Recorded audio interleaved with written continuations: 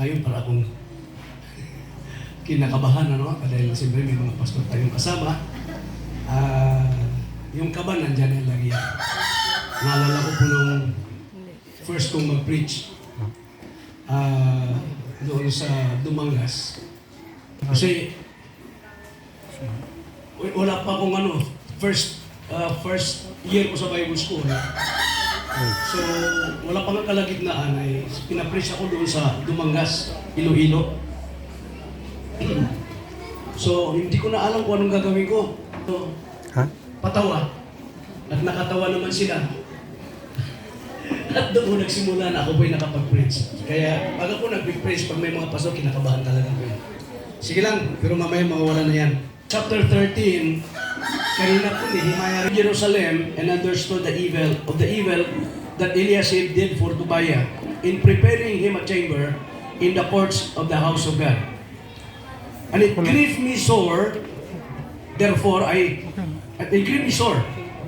cast forth all the household stuff of Tobiah out of the chamber. Then I commanded, and they cleansed the chambers, and thither brought again the vessel of the house of God with a meat offering in the frankincense. And I perceived that the portion of the Levites had not been given them. For the Levites and the singers that did the work were fled of everyone to his field. Then contended I with the rulers and said, Why is the house of God forsaken? And I gathered them together and set them in their place. Kayo muna'y manalangin. Dakilang Diyos, maraming salamat Panginoon sa mensahe o tagumpay na ibinigay niyo po sa amin kaninang umaga. And once again, kayo po ang gumawa sa aming kalagitnaan. Tulungan niyo po ang inyong lingkod na may pangaral ko pong may katapangan na nanggagaling po sa inyo, may kaalaman Panginoon na may pangaral ko po ang inyong mga salita sa aming kalagitnaan. Patawarin niyo po kami sa aming mga pagkukulang, sa aming pong mga pagkakasala. Linisin niyo po kami sa aming mga karumihan. Ito po ang aking samot dalangin sa tanging pangalan ng aming Panginoong Hesus, na aming tagapagligtas. Amen. Amen. Okay, salamat po. Jerusalem, kanina umaga yung ating pinag-aralan ay pinagawa niya po yung buwan o nakita na yung bahay ng Diyos ay pinabayaan. It was forsaken by the people of God. And Jeremiah was talagang masyado pong nalungkot si Nehemiah kasi nga pinabayaan ng mga tao ng Diyos yung bahay ng Panginoon. And kaya po niya nasabi dito po sa verse number 11 o verse number 10, yung kanyang sinabi na, Why is the house of God forsaken? Bakit pinabayaan ang bahay ng Diyos? So, mga kapatid, kung tayo po ay may parehong conviction ni Nehemiah, maaaring malulungkot din po tayo. Maaaring matindi po yung pagpagdaramdam mo kasi may mga tao ng Diyos na parang walang pagmamahal sa bahay ng Panginoon. Na parang baliwala lang sa kanila yung pagpunta. Makapunta sila sa church, okay lang. Pag ayaw nilang pumunta na sa church, okay lang sa kanila. Diba? Kasi kung talagang ikaw ay anak ng Diyos, kung anak ka ng Diyos, mamahalin mo yung minamahal ng Panginoon. Kasi sabi ng Bible, mahal ng Diyos ang kanyang simbahan. Kaya nga, namatay siya dahil sa simbahan eh. Amen? Mahal ng Diyos ang kanyang simbahan, ibinigay niya yung kanyang buhay, tapos tayong mga anak ng Diyos, binabaliwala lang po natin yung pagmamahal na yan o yung simbahan na ibinigay ng Panginoon sa atin, binabaliwala lang natin. Minsan pupunta lang kayo ng church late. Amen? Alam mo nang late ka, pero ayaw mo pang bumangon, ayaw mo pang magmadali. Hello? Ayaw pa natin magmadali. Pero pagkatrabaho ang ating pinupuntahan lang, magmadali tayo lagi. Amen? Na parang bang natatakot ka na ikaw ay pagalitan ng boss o kaya ay mabawasan yung sweldo mo, pero hindi ka natatakot na ang Diyos ay magagalit sa atin. Amen? So mga kapatid, sana po makita niyo po kung gaano kahalaga ang church. Hindi po kayo naligtas kung wala po ang church. Hindi po natin nakamtan ang buhay na walang hanggan na siyang nakapagbigay po sa atin ng katiyakan na ikaw, tayong mga anak ng Diyos, ay pupunta ng langit. Hindi natin nakamtan yan kung wala yung simbahan.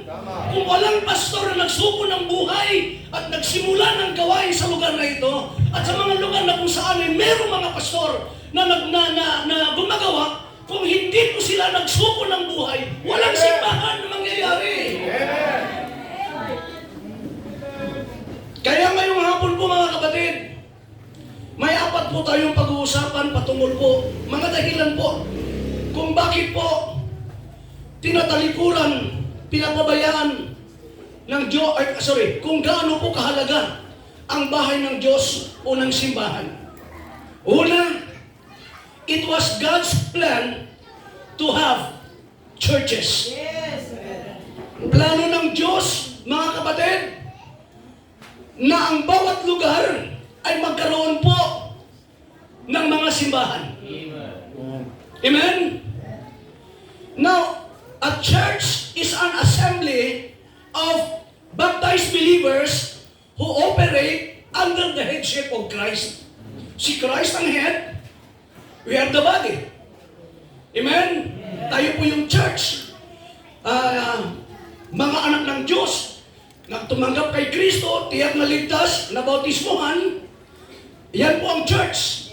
And this church started with the 12 apostles. Amen?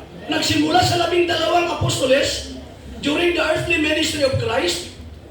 And this group, these 12 apostles, was the beginning of the Lord Church that He promised na kanyang itatayo dito po sa Matthew chapter 16, verse number 18. Ano po ang sabi ng Bible? Thou art Peter, upon this rock, I will build my church. Amen? So nag-promise ang Diyos na siya po ay magtatayo ng simbahan.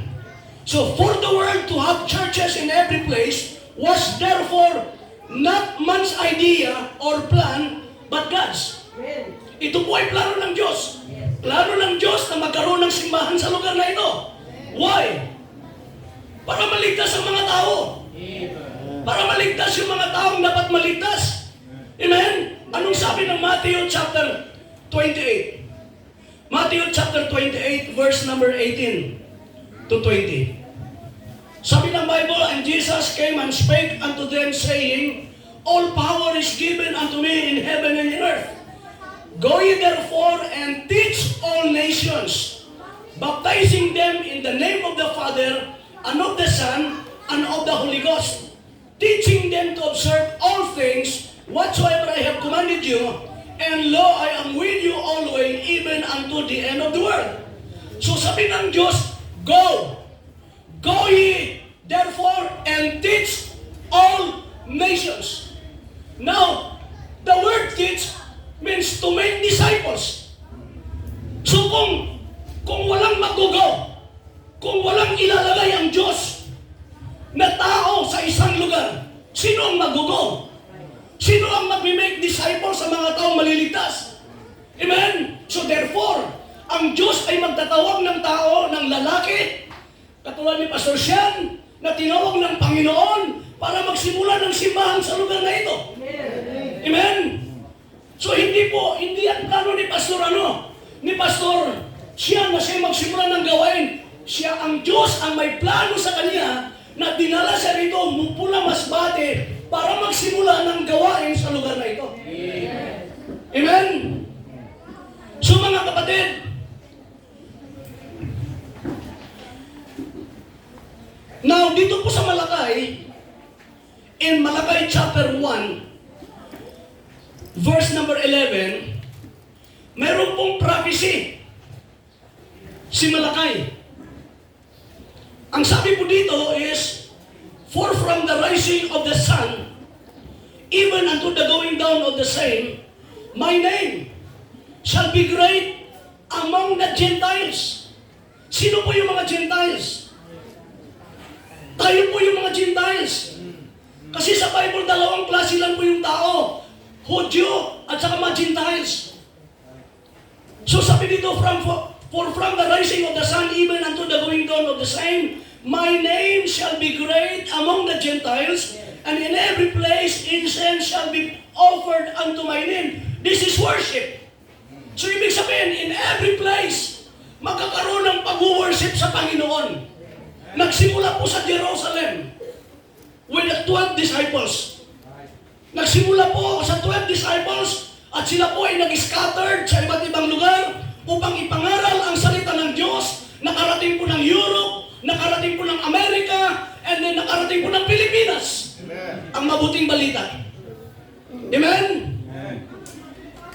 Nakarating sa Pilipinas at tayo mga Pilipino ay nagkaroon po ng kaligtasan. So mga kapatid, plano ng Diyos na magkaroon ng simbahan sa lugar na ito. At kung saan ng lugar na ikaw ay na miyembro, mga kapatid. Kapag tinatalikuran mo, pinapabayaan mo ang simbahan ng Diyos, ay tinatalikuran mo rin, mga kapatid, yung plano ng Panginoon sa buhay mo. Amen? Mahalin mo yung simbahan mo. Mahalin mo yung simbahan na kung saan dyan ka nilagay ng Diyos. I-back up mo yung pastor mo, tulungan mo yung pastor mo na marami pang mga kaluluan na maabot dahil kayo ay nagsusuporta sa gawain ng Panginoon. Amen? Kasi kung hindi kayo tutulong, sino yung kasi pwedeng maraming maligtas kung si pastor ay magsusumwining, kung kasama niya yung mga choir members, may maliligtas. Pero kung kasama lahat ng mga miyembro, maraming maliligtas, maraming makakilala kay Kristo, at sila ay idadagdag sa simbahan ng Panginoon. Amen? Amen? So mga kapatid, tandaan mo, kapag tinatalikuran mo, pinapabayaan mo, ang iglesia o ang simbahan ng Diyos ay hindi pinapabayaan mo yung plano ng Panginoon sa buhay mo. Hello? Kasi napakaganda po ng plano sa atin ng Panginoon. Biruin mo, maraming mga tao na nagbago ang buhay dahil po sa simbahan. Maraming taong naligtas. Isa po ako sa naligtas at nagbago po ang buhay. Kung kayo ay bisita po sa simbahan, ngayong hapon kayo po ay bisita, first time nyo po makapag-attend, hindi po nyo pa natatanggap si Kristo, ang plano po ng Diyos, maligtas po kayo. Amen. Yan po yung dahilan kung bakit po si Kristo namatay. Ngayon po, ngayong April, ay magsiselebrate naman ang tao sa kamatayan ni Kristo. Which is hindi naman sinabi ng Diyos. Amen? Ang sinabi ng Bible, na si Kristo ay nagbigay ng buhay para ang tao ay maligtas. Ang makamtan ng buhay na walang hanggan. So, ngayong hapon, kung hindi po nakakamtan si Kristo, tanggapin mo siya sa puso mo. Kasi sinabi ko kaninang umaga, mga kapatid, tayo ay may kasalanan. Di ba? Sino sa inyo ito walang kasalanan? Pakitaas lang ang kamay. Lahat tayo makasalanan. Yan ang sabi ng Romans 3:10, di ba? Anong sabi ng Romans 3:10? For all have sinned. Oh, sorry. Anong sabi ng Romans 3:10? As it is written, there is none righteous, no, not one. Walang matuwid. Lahat tayo makasalanan. At sabi ng Romans 3:23, for all have sinned and come short of the glory of God. Parang ganito yan, no? Sa mga bisita namin, kung hindi ka paligtas, parang ganito yan Parang ikaw ako, tapos ito yung langit, kahit anong gawin mo, hindi mo maabot yung kahoy na yan. Dahil sa height, hindi mo maabot. Pero kung si Pastor Leonidas, ay ganyan yan lang, ginaganyan lang yan. Pero sa akin, hindi ko tumaabot. Parang ako, makasalanan. Kahit anong gawin ko na pumunta ng langit, hindi ko magagawa yun. Ang pagpunta ng langit, hindi po dahil ikaw ay reliyosong tao. Hindi po dahil ikaw ay membro ng isang simbahan, ng isang reliyon. Hindi po. Ang pagpunta po ng langit, mga kapatid, ay pagkilala na ikaw ay makasalanan. Dahil ang sabi ng Bible, ang bayad ng kasalanan ay impyerno. Na kapag hindi mo pinagsisihan ng iyong kasalanan at tinanggap si Kristo, ang sabi po ng Romans chapter 6 verse number 23, for the wages of sin is death. Ang kasalanan may kabayaran. Itong tanong ko ngayon, di ba? Pastor Jude, bakit hindi ka... Kasi wala kang kasalanan, di ba? Oh, bakit may mga tao nakakulong diyan sa loob ng dito po sa Naluok? Bakit mayroong mga tao nakakulong? Dahil meron silang ginawang kasalanan. Di ba? Meron silang ginawang kasalanan kaya sila po ay nakakulong ngayon. Yun ang naging sentensya, yun ang naging parusa ng kanilang kasalanan. Pero tayo bilang mga tao na makasalanan, mayroon din pong parusa ang Diyos sa atin. Parurusahan po tayo sa impyerno. Kaya kung ikaw ay membro, nasabi mo, membro ka ng Baptist, maraming membro ng Baptist ay hindi ligtas. Tandaan mo yan. Si Judas Iscariot, membro ng Baptist, pero hindi ligtas. Si Bar Jesus, membro ng Baptist, pero hindi ligtas. Kailangan tiyakin mo. Tiyakin mo sa puso mo dahil ang buhay ng tao isang beses lang yan. Sa harapan ng Diyos. At ang kabayaran, sabi po ng Hebrews 9:22, Hebrews 9:27, sabi ng Bible, and as it is appointed unto man once to die, but after this, the judgment. Ito bilang kanyang tagapagligtas. Kaya po kapatid, ang Diyos ay nagtawag ng mga lalaki, hindi po babae ang tinawag ng Diyos. Walang pastora sa Bible. Right. Tandaan nyo yan. Yung mga nagpapastura, hindi mga piki po yan, hindi po yan totoo. Dahil wala pong tinawag na pastura sa Bible. Ang sabi ng Bible, maliwanag po sinabi ko kaninang umaga, in Ephesians chapter 4, tingnan mo, Ephesians chapter 4, some apostles. Ang tanong, saan binigay? Saan po binigay? Sa church. Ibinigay sa church. Ang Diyos ay nagbigay sa church. Ano kanyang binigay? He gave some apostles, some prophets, some evangelists, some pastors, and teachers. Nawala na po yung mga propeta, nawala po yung mga apostoles, pero nandiyan ang mga pastor. So ang tinawag ng Diyos, mga pastor, mga lalaki, hindi po babae. Wala kang makikita dyan na pastora sa Bible.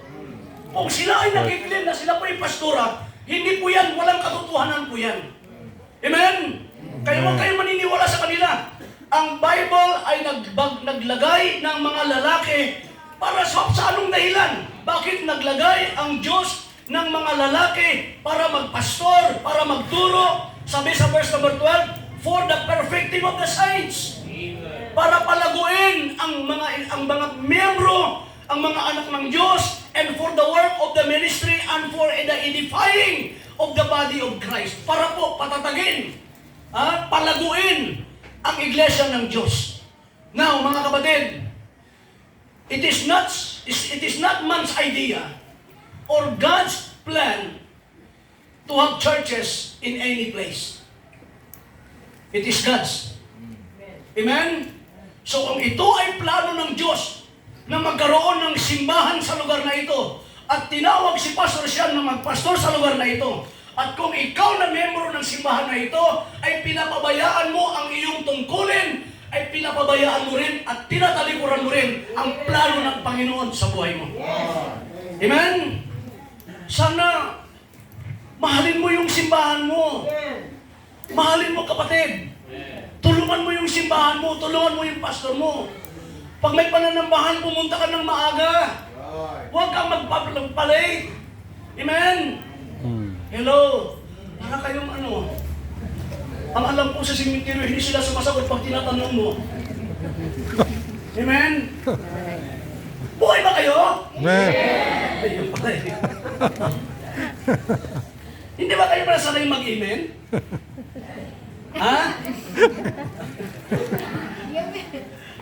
Nasanay din ngayon magsabi ng amen?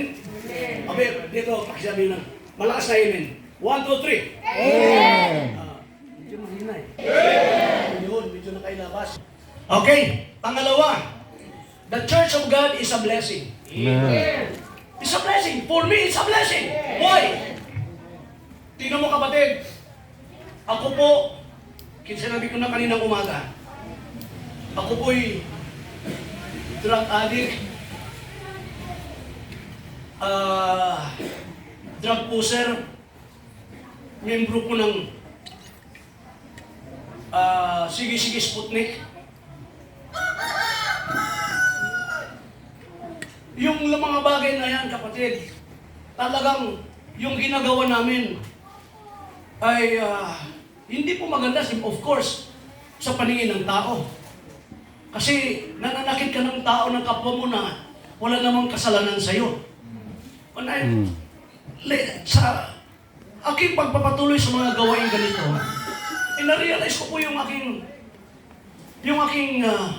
buhay na sabi ko, hanggang ganito lang ba yung buhay ko? At itong tanong na ito, ito'y naging turning point ko ng buhay ko. Kasi biglang nag-flash sa mind ko na kapag ako'y namatay, saan pupunta yung aking kaluluwa? Yung tanong na yun po ang nagbigay sa akin ng daan para hanapin ko po yung katotohanan. At ako'y nag-pray sa Panginoon, sabi ko, Lord, please, ituro mo. Kasi, kapatid, ang nanay ko magaling sa pangadi. Alam mo yung sa Rosarito? Magaling po yung nanay ko dyan. At saka lola ko magaling po dyan. Ang lola ko, madaling araw, nasa simbahan na po. Lumuluhod dyan ang lola ko. Mula doon sa hanggang doon sa altar. Ganyan po kadibutado po yung aking lola. Ang nanay ko po ang nagturo sa akin na manalangin kasi akala ko sa pamagitan ng mga rosaryo o rosarito na yan o pagpapangadi ay magbabago yung buhay ko. Pero wala pong nangyari. Until such time na ibinalik po ako ng Diyos from Palawan, from Puerto Princesa, pabalik po sa Iloilo, at doon sa Iloilo, natagpuan ko ang totoong kaligtasan. Amen. Natagpuan ko ang totoong Diyos. At ang Diyos ang nagbago ng buhay ko. For me, my church is a blessing. For me, my pastor is a blessing. Amen. Kasi kung wala yung pastor ko, kung hindi siya nagbigay ng buhay niya sa Panginoon at sa ministry, hindi ako naligtas. Hindi ako naligtas. Kapatid ko, adik. Isa kong kapatid na lalaki, adik. 3 kaming magkakapatid, puro adik. Ngayon, nagbago ang buhay. Ang isa kong kapatid ngayon ay nagpapastor sa Iloilo. Binago ng Diyos. Ang isa kong kapatid ay very supportive sa gawain ng Panginoon. Yung pinagmulan ng kami lahat ay naligtas. See, kung gaano ka-blessing yung simbahan. Amen? Amen. It's a blessing in our community. In our place dito po sa New Washington, kung ang lahat ng tao sa New Washington ay mga ligtas. Uy, minimize lang ang problema ng yung ating local government. Right. Kakaunti lang ang problema. Kasi puro ligtas eh. Amen. Yung makukulong siguro yung nagsasabunutan ng mga Kristiyano. Di ba? Yung mga nagchichimisan ng mga Kristiyano. Ay, di ba? Kasi puro na mga Kristiyano eh. So kakaunti po, wala ka ng kriminal. Kasi binago ng Diyos. Binago ang buhay. Amen. Amen? Amen. Oh. Maraming mga pastor. Binago ng Diyos ang buhay. Si Pastor Arnel. Di ba? Dating Subarol, dating adik. Pastor Ed Laurena. Gumugulong na lang yan eh. Gumugulong na lang yan sa gumugulong na lang yan sa lupa. Dinadampot na lang ng pulis para ikulong. Hindi ikulong na siya, hindi kasalanan, kundi para for safekeeping purposes na hindi siya maano ng iba. Mayroong isang tao na umiinom na ng tubig sa adik na tao, adik ha? Umiinom na lang ng tubig niya sa lupa. Sa lupa. Sobrang adik. Mga kapatid. Pero nadaan na siya ng pastor. Sinulwining. Dinala sa simbahan. After 1 month, bumalik, hindi nakilala ng kanyang mga kabarangay. Kasi pagbalik niya, naka-long sleeve, naka-necktie, at may dalang Bible. Hindi ba blessing yung simbahan? Amen. Hello? Amen. Tapos kayo pinababayaan yung simbahan, hindi nyo tinutulungan ng pastor. Amen? For me, the church is a blessing na kailangang tulungan, kailangang suportahan ng mga membro. Alam nyo po, dito po sa Bible, mayroon pong survey noong 1700s. Ang isa naman ay si Jonathan Edwards. Si Mark Jokes ay pinalaki niya yung kanyang mga anak malayo sa simbahan. Kasi hindi siya naniniwala sa Diyos. Hindi siya naniniwala sa simbahan. And sa kanyang naging descendants na 1,170. Yung kanyang naging apo at mga apo-apuhan ay 1,170. And there are 300, mga kapatid, sa 1,170, 300 sa kanila ay nakulong at nag-serve sa kulungan ng more or less 13 years. Naging kriminal, naging mamamatay tao, lahat na lang ng krimen ginagawa. Hindi lumaki sa simbahan eh. Oh, and then, na kanyang descendant ay naging public prostitutes. Public prostitutes. Alam niyo yung prostitute? 190. Mga babae na nagbibinta ng sarili. Oh, diyan sa Malia. Alam niyo yung Malia? Iyan yun na lang yan. Now, and then 680 ay mga alcoholic, lasinggero. So, kita mo yung pinalaki sa labas ng simbahan. Ito naman si Jonathan Edwards. Si Jonathan Edwards ay pastor. Siya po'y pastor. At ang kanyang mga anak ay pinalaki niya po sa simbahan. Siyempre pastor, pinalaki niya sa simbahan. Sa kanyang 929 descendants, 430 ay naging pastor din. Amen. Naging pastor. Kita mo yung kakaiba ng tao na pinalaki sa labas ng simbahan? Hello? At ang taong pinalaki sa loob ng simbahan. 430 naging pastor. 86 become university professors. And 13 become university presidents. And 75 of them wrote good books. 5 served in Congress, naging congressman. Ang 5 sa kanyang mga descendant. 2 ay naging senador. And 1 ay naging vice president ng US, ng Amerika. See, nakita niyo yung pagkakaiba ng taong may, ng mga taong pinalaki sa labas ng simbahan at sa loob ng simbahan. Makikita po natin kung gaano po ka-blessing ang simbahan sa isang tao. Amen. Amen? Amen. Talagang, kasi sa loob ng simbahan, tinuturuan ng mga anak ng Diyos ng salita ng Panginoon. Tinuturuan ng salita ng Diyos, mga kapatid, para magbago ang buhay. Now, the Bible tells us in Psalms 92, verse 13 and 14, that be planted in the house of the Lord shall flourish in the courts of our God. They shall bring forth fruit in old age. They shall be fat and flourishing. See? Anong sabi ng Bible?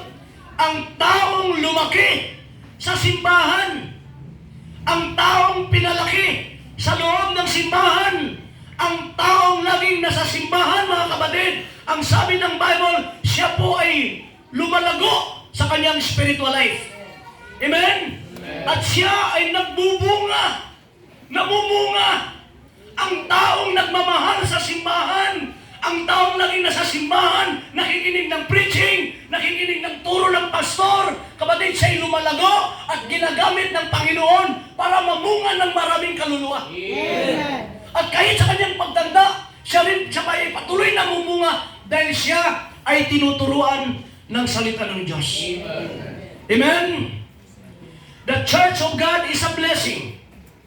We should love to go to church every Sunday to worship the King of Kings and the Lord of Lords. Amen? It's a blessing. Ikaw, blessing sa iyo yan. Sa isang taon na talagang pinapahalagahan niya yung ginawa ng Diyos sa kanya, ay blessing sa kanya ang simbahan. Amen? And pangatlo, mga kapatid, God's Word teaches church attendance. Ang salita ng Diyos ay nagtuturo po ng church attendance. Amen. Mahalaga po ang church attendance. Kaya every Sunday dapat nasa bahay po tayo ng simbahan. Kahit nasa bahay po tayo ng Diyos. Kahit sabihin mo na, Pastor, meron akong gawain sa ganito, ang linggo ay isang beses lang po yan sa isang linggo. Ha? At dapat pagdating ng linggo, wala ka nang pupuntahang iba. Hindi ka na pupunta doon sa kung saan-saan. Dapat linggo, pupunta ka na sa simbahan mo. Amen? Kasi Kristiyano ka eh. Anak ka ng Diyos. Ikaw ba'y anak ng Diyos? Amen? O ikaw ay membro ng simbahan. O kung ikaw ay anak ng Diyos, membro ka ng simbahan, you should be in the church every Sunday. Hindi ka magpapalate, hindi ka mag-absent. Amen? Ako po, kapatid, nung magsimula po kami ng gawain, nasa labas din po kami nakatira. Hindi po, kami po ay nag-arkila lang po. Ano man, hindi naman po arkila. Libre po yun sa amin. Pinahiram lang po sa amin. Yung unang ginamit ng Diyos na kami ay makapagtipon sa isang lugar. Ang prinsipyo ko, pagdating sa pananambahan, hindi ako dapat malilate. Kasi dala-dala ko na yan kahit nung ako'y young people pa. Dala-dala kong prinsipyo na yan na pagdating sa simbahan, ayaw na ayaw kong magpapalate. Amen? Kaya nagkaroon kami ng mga anak.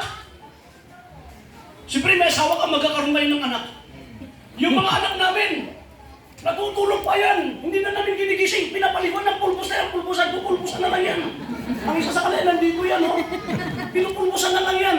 Kasi kung gigisingin mo pa yan, papaliguan mo pa, malilate ka. Amen. Ay may magsusundo pa kami. Kung pinapaliguan na lang ng ano yan, ng pulbos. Babalutin ng ano yan, ng pambalot.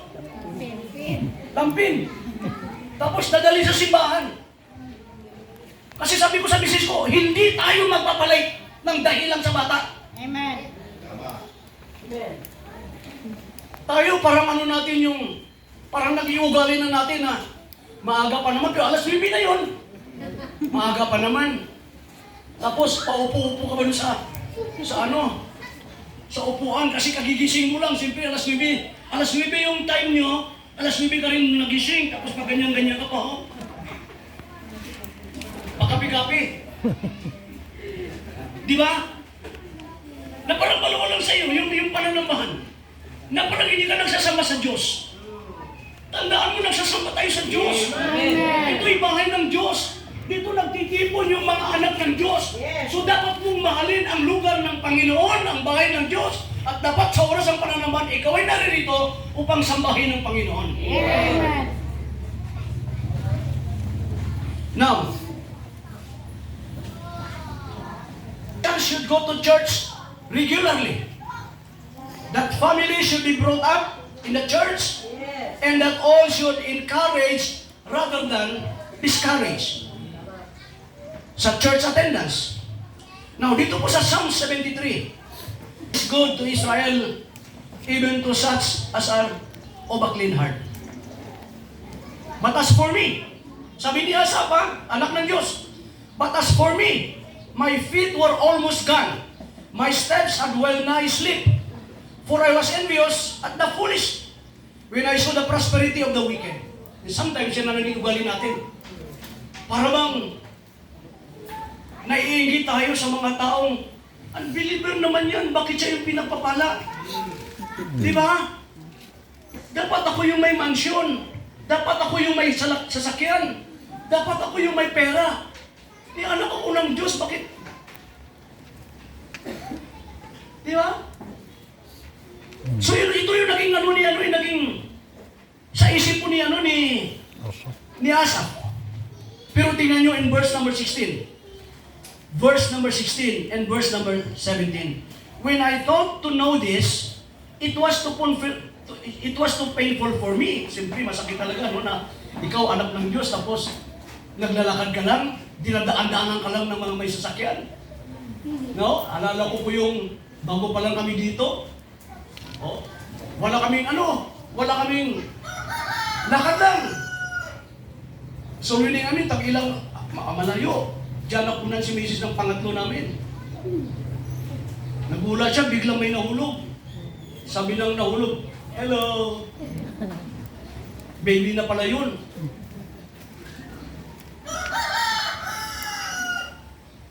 Kasi wala kang pumasahe. And you have to walk. Amen? Amen. Para sa mga tao, ganyan mag-sacrifice ang mga pastor, ang pastor's wife, ang mga manggagawa ng Panginoon, ganyan magsakripisyo na kahit walang pangsakay, ang mahalaga makalakad at makapag-win ng mga kaluluwa. Amen. So mga kapatid, nung sabi niya, when I thought to know this, it was too painful for me until I went into the sanctuary of God, then understood I their end. Doon ko pa naunawaan sa simbahan. Kung hindi ako nakapunta ng simbahan, hindi ko naunawaan ang kanilang katapusan, Right. ang kanilang patutunguhan. So hindi po tayo dapat mainggit sa mga unbeliever. Right. Amen. Tayo dapat ang kanilang kainggitan. Amen. Because in heaven, we have mansions. Amen? Amen. Sabi ng Bible in John chapter 14, verse 1 to 3, sabi ng Bible, let not your heart be troubled. Ye believe in God, believe also in me. In my Father's house are many mansions. Hindi sinabing mga kwarto. Ang sinabing maraming mansyon. Amen. Amen? Sabi niya, if it were not so, I would have told you, I go to prepare a place for you. And if I go and prepare a place for you, I will come again and receive you unto myself, that where I am, there ye may be also. Amen. Hindi tayo dapat mainggit na may sasakyan ang ating kapitbahay, maraming Right. sasakyan. Kung bibigyan ka ng Diyos ng sasakyan, salamat. Kung hindi, Salamat. wala kang dapat kaingitan. Right. Amen? Right. Nung kami po ay nagbabayad po ng aming lupa, siguro mga 4 na buwan pa lang kami nagbabayad. O mga 5. Mga 4 na buwan pa lang. Nag-construct na po kami ng bahay na matitirahan namin kasi binigyan na lang kami sa kabila, binigyan na lang kami ng 1 buwan. 1 buwan na lang ang binigay po sa amin. Ay kung hindi kami mag-construct ng aming titirahan, saan kami pupunta na magpamilya? Kaya nag-decide po ako na magpatayo kahit wala kaming pera. Sabi ni Mrs. saan ka ako ng pera? Sabi sa SSS. Mag-loan ka. Kasi meron ka nagbabarangon na kami sa SSS. Nag-loan. 50,000. Akala ko, malaking bahay yung 50,000, pamirahan ligi lang pala. Pero God provides. Amen. Di nag-ahukay-hukay na kami. Ando na kami sa septic tank na kami. Uy, pumunta yung may-ari. ng sabi niya, tinawag ako, Sir, sino po kayo? Sabi ko, si Pastor Lee, yung nag-ano ng lupa na ito. Eh, bakit nagbukonstruct kayo? Wala naman sa kontrata yan. Hindi pa nga tayo nakakalahati. Talagang kinabahan ako. Sabi ko, ibinta ko yung sasakyan. Di bali na walang sasakyan. Ang mahalaga, may lupa. Mga kapatid, bininta ko yung sasakyan. Nakabayad kami ng kalahati. Then tumawag yung aking membro na SAF. Sabi niya, Pastor, magkano po yung binabayaran po natin sa lupa? Sabi ko, magkano yun, ma? 15,000 ang monthly. Sabi niya sa akin, Pastor, ako na lang magbabayad. Amen. Sabi ko, ay pambira talaga. Hindi ko talaga masabi kung anong dapat kong sabihin ng araw na yun na parang lulundag ako na parang... Kasi hindi ko naman siya sinasabihan. Wala naman akong inaano. Sabi niya sa akin, Pastor, ako na lang magbabayad para makapag-focus ka sa church building natin. May mga ganitong mga membro, mga kapatid. Ang sarap sa pakiramdam ng pastor, ano? Amen. Amen? Kaya tapos kami po ng October. Last October po, 2025, ay nakatapos na po kami. Sabi ko, di ba mo na sasakyan? Ang mahalaga, may church building tayo. Salamat sa Panginoon, sabihan ng Panginoon. Sabi ko nga kanina kila pastor, tinatanong ko yung aming membro na magaling sa pagsulat.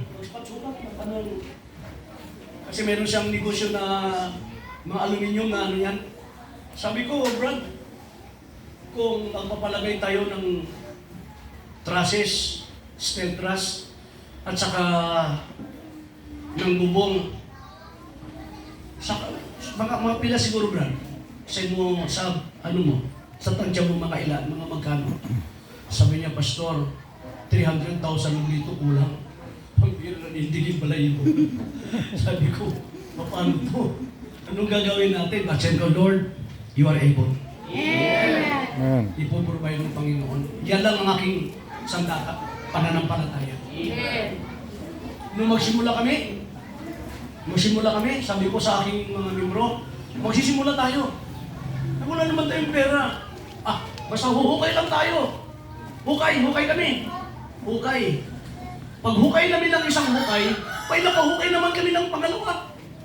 Hanggang nakaapat, ngayon, tayo na po yung simbahan. Amen. Amen? Pasalamat ako kay Sir Jesse, si engineer. In-encourage niya rin ako eh. Sabi niya, Pastor, ako magawa ng ano? Ako magawa ng Plano. plano.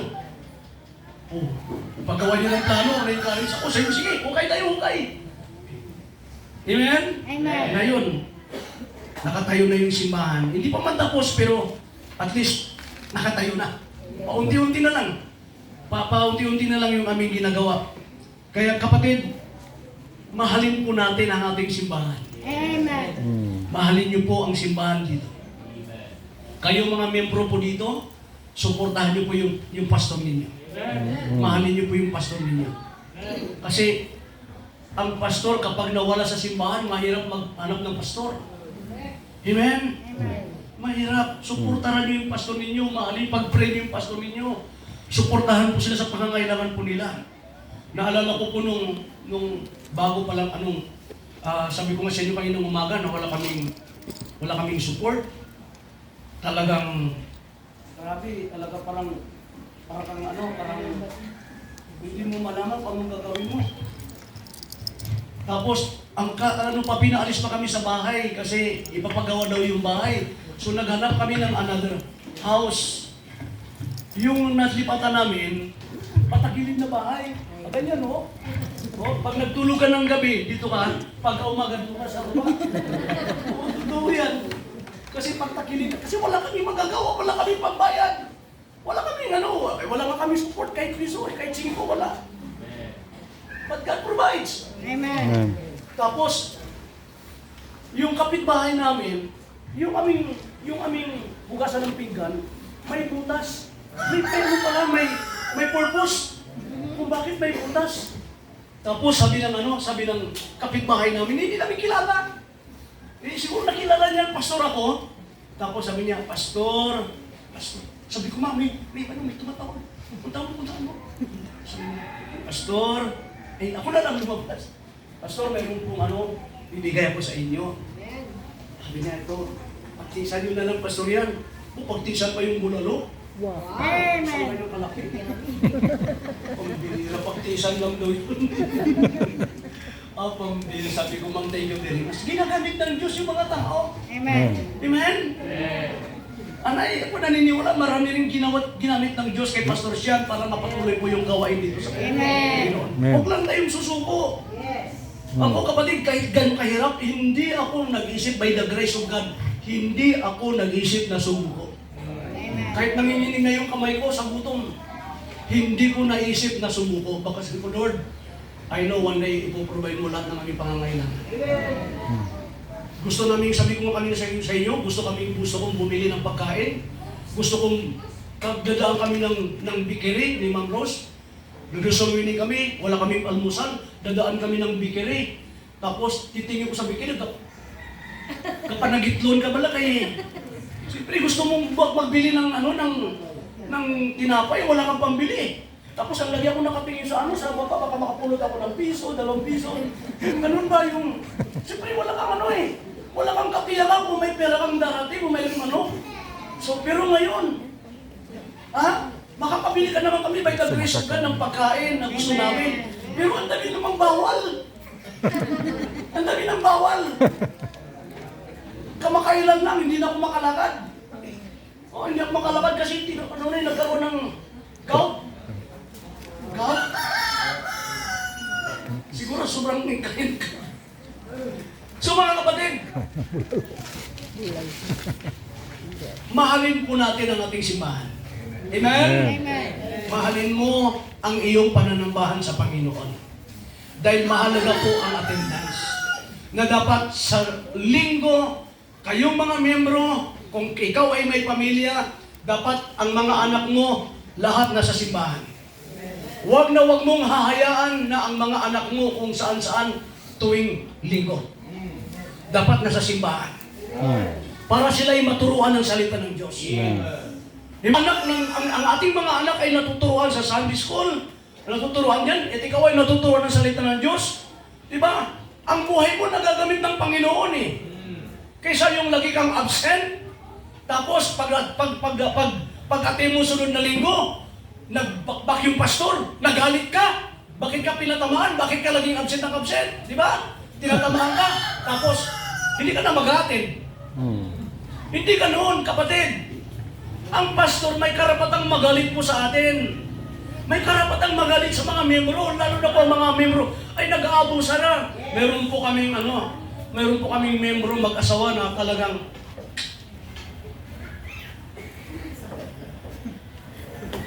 alam niyo po, sila po ay akala ko talagang matino.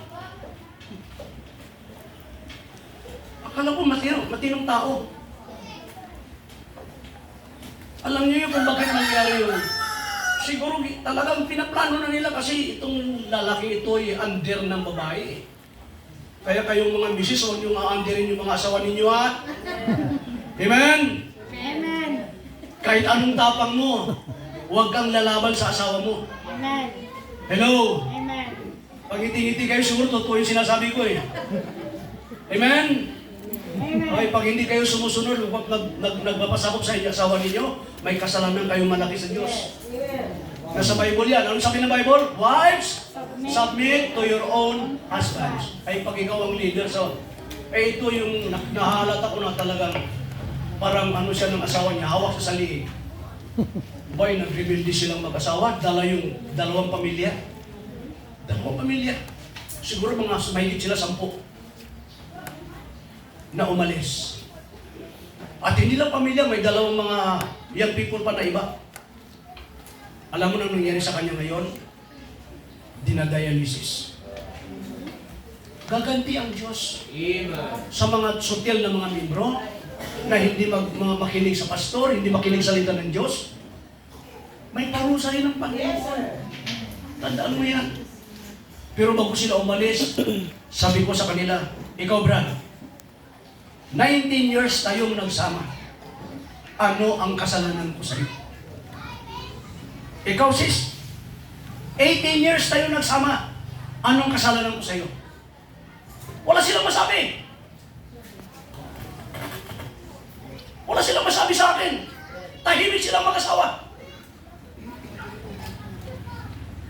Kasi, matapang akong magsabi kasi wala akong kasalanan sa kanila eh. Amen.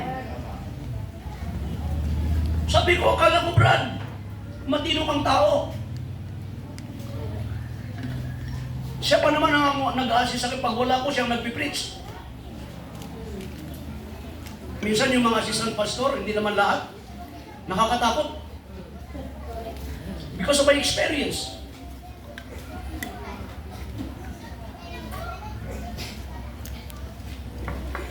So kapatid, sa simbahan, huwag kang punta-punta, huwag kang punta kung saan-saan. Dalhin mo ang sarili mo sa simbahan, sa araw ng linggo. Dahil ang araw ng linggo ay ginawa ng Diyos para tayo ay manambahan.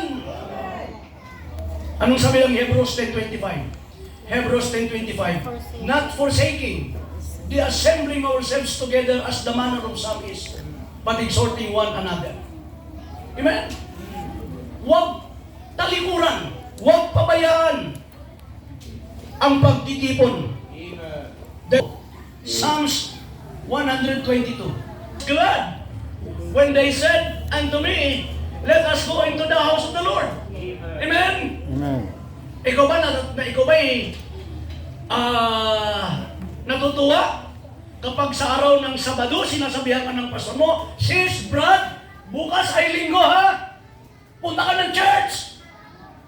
O baka nakasimangot ka? Amen? Dapat natutuwa ka. Nare-remind ka ng pastor mo na ikaw ay magpunta ng church.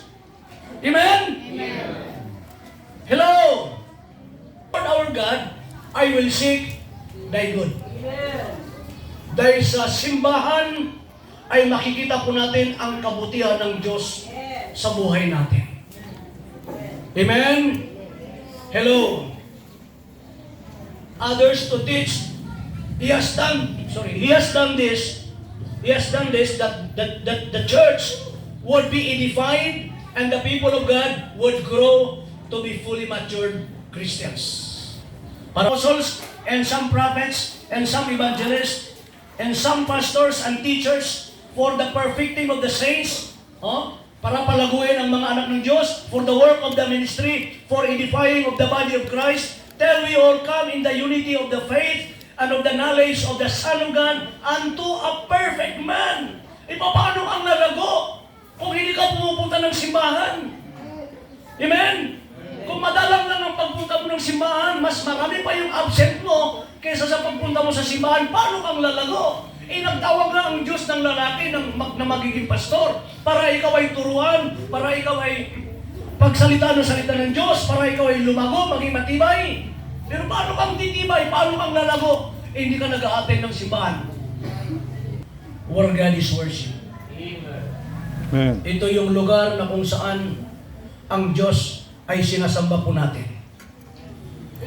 Maraming mga anak ng Diyos, maraming mga tao ng Diyos na nawala na po yung kanilang pagmamahal. Nawala na po yung kanilang excitement. Naalala mo yung ikaw yung bagong ligtas? Naalala mo yung bagong ligtas ka?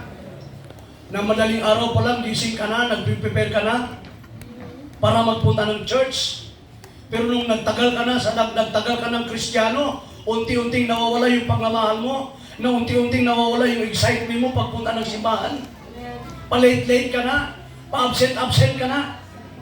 Amen? Hello?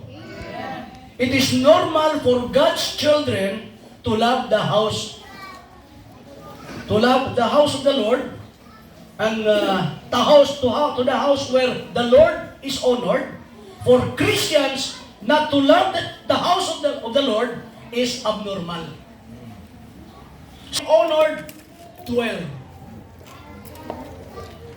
Kasi anak siya ng Diyos eh. Amen?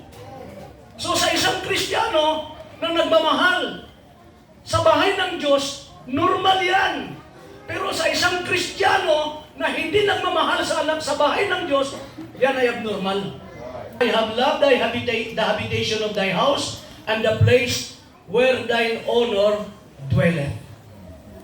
Amen? And then, matagal na akong Kristiyano. Diyan sa Kalibo, ang ministry ko diyan ay nasa mahigit na pong 20 years. Pero kami, Sabado pa lang ng gabi, nakaprepare na ang sapatos, nakaprepare na ang damit, nakaprepare na ang tights, nakaprepare na lahat. Na para kinaumagan, maliligo, magbibihis na lang. Kasi kahit nandyan ako sa tabi ng simbahan, ang prinsipyo ko, hindi ako magpapalit. Nakahanda lahat yan. Prepare na yan. Kailangan hindi nawawala yung ating excitement. Amen. Hindi nawawala yung ating kagalakang pumunta ng simbahan. Yung minamahal mo yung lugar ng Diyos, excited kang pumunta sa simbahan, dapat yan po ang hindi mawawala. Kasi kapag yan po ang nawala, unti-unti ka nang mawawala sa simbahan. Magbabackslide ka. At balang araw hindi ka na makikita. Amen? Mahalin mo ang bahay ng Diyos. Mahalin mo yung pastor mo. Ang pastor, tinutulungan. Hindi po yan pinagtutulungan. Amen? Tinutulungan po ang pastor. Pinagpipre ang pastor. Tinutulungan sa pangangailangan. Amen? Amen. Kasi kapag tinutulungan mo ang pastor mo, ikaw din ang ibibless ng Panginoon. Tandaan mo yan. Amen. Ikaw ang pagpapalain ng Panginoon. Babalikan ka ng Diyos. Hindi ba, naalala nyo, sabi ng Panginoon, kapag ikaw ay nagpahiram sa isang pulubi, di ba? Anong sabi ng Diyos? Siya ang magbabayad. Siya ang magbabalik. Tinulungan mo yung pulubi, ang Diyos ang magbabalik sa iyo. Ay ito manugad. Amen? Amen. Na tinutulungan mo yung manugad sa pangangailangang pinansyal, sa anumang gawain sa simbahan, tinutulungan mo. Ikaw ang ibibless ng Diyos. Amen. Ikaw ang pagpalay ng Panginoon, kapatid. Amen. Kaya tulungan niyo po, kayo pong mga miyembro ng iba't ibang simbahan, mahalin niyo po ang inyong simbahan. Tulungan niyo po ang inyong pastor. Especially sa pangakay ng mga kaluluwa. Dahil napakahalaga po yan. Na maraming mga kaluluwang maligtas dahil ikaw ay nagpapagamit ng buhay mo. Kasama yung mga membro ng choir. Yes, may maliligtas. Pero kapag buong church ang sumama, marami ang maliligtas. Amen. Amen? Amen. Kaya sana, kapatid, uulitin ko mahalin mo ang iyong simbahan. Dito ka nilagay ng Diyos, maging loyal ka sa simbahan. Maging loyal ka sa pastor mo, maging loyal ka sa simbahan. Huwag ka na maghanap ng ibang simbahan. Huwag ka na maghanap ng ibang simbahan. Kung saan ka nilagay ng Diyos, diyan ka na lang, mag-stay ka. Be faithful to your church and be loyal to your pastor. Amen. Amen? Kasi, kapag lipat ka ng lipat, ay walang mangyayari sa'yo, kapatid. Meron pong isang nag-church amin, matanda. Hindi ko siya tinanggap na maging membro ng simbahan. Ino-observe ko siya. Naka-isang taon ba sila, ma? Mahigit siguro, no? Hindi ko siya in-encourage na mag-transfer ng membership. Kasi sa simbahan, hindi ako nag-i-encourage sa mga, kasi nandudla na ako. Hindi ako nag-i-encourage pag alam niya, i-transferin, hindi ako nag-i-encourage. Birin mo, sabi niya sa isang pastor, nag-ano daw siya, tawag dito, para siyang nagsishopping ng simbahan. Pag ayaw yung pastor, sa kabila siya. Pag ayaw sa isang pastor, doon naman siya sa kabila. Pangit yung ganong attitude. Kung saan ka nilagay ng Diyos, saan ka naligtas, diyan ka nilagay ng Diyos, be faithful to your church. Huwag ka nang maghanap ng iba kasi wala kang mahalan na katulad ng pastor mo. Na nagmamalasakit sa'yo, nagpipray sa'yo, pinagpipray ka ng pastor mo. Ang mga pastor madaling araw, lumigising na yan, lumuluhod. Nagmamakawa sa Panginoon. na ang mga miyembro ay hipuin ng Diyos na maging matapat. Hindi pa kayo gumigising na kami para mag-pray sa inyo. Kaya sana suklihan yung pagmamahal nyo sa inyong pastor. Suklihan nyo ng pagmamahal, mahalin ninyo, suportahan nyo ang inyong pastor. Amen? Uulitin ko po sa aming mga bisita, kung hindi mo pa tiyak ang langit, tiyakin mo ngayon. Yung sasakyan, binangga silang dalawa, patay. Ganyan ang buhay. Hindi natin alam. Kung hindi ka ligtas, hindi mo pa natatanggap si Kristo, sabi ko nga kanina, kapag namatay ka na walang Kristo, paparusahan ng Diyos ang iyong kaluluwa sa impyerno. Bago mahuli ang lahat, tanggapin mo si Kristo. Tanggapin mo siya ng buong buo sa puso. At bibigyan ka ng Diyos ng kaligtasan. Tayo po tayong lahat. Nga nais ng Diyos na ikaw ay makasiguro ikaluwas.